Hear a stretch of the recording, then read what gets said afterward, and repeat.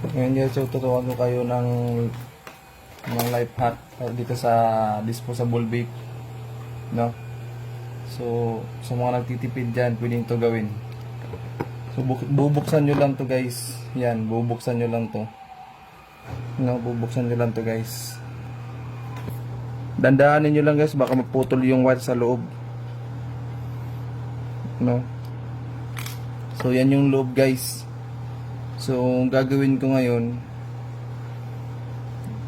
nakikita nyo dyan guys, nasa ilalim yung ano nya, juice.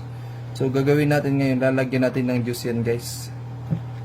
So, bago nyo lagyan ng juice, i-shake nyo lang siya, no? Tapos buksan nyo guys.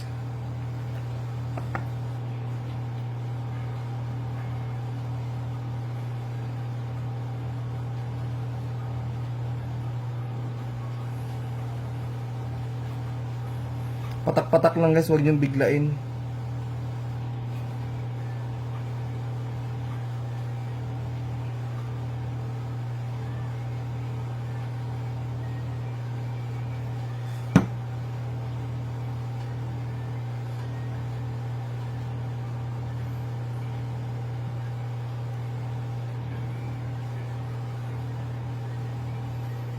Patak-patak lang. Hintayin nyo lang siya na baba sa pinakilalim guys, bago nyo lagyan ulit para hindi umapaw.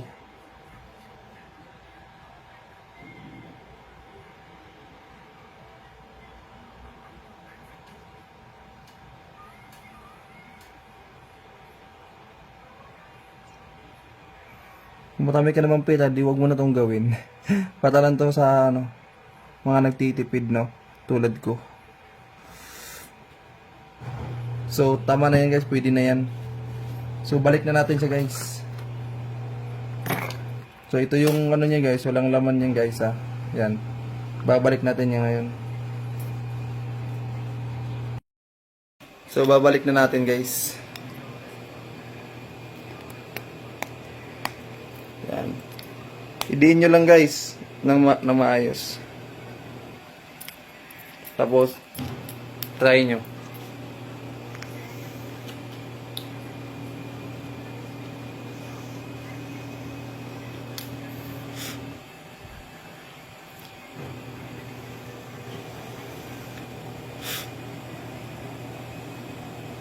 So, napansin ko nung nilagyan ko siya ng juice, mas lalo siyang lumakas. Ingatan nyo lang guys na huwag nyo biglain paghila kasi mapuputol yung wire na sa loob.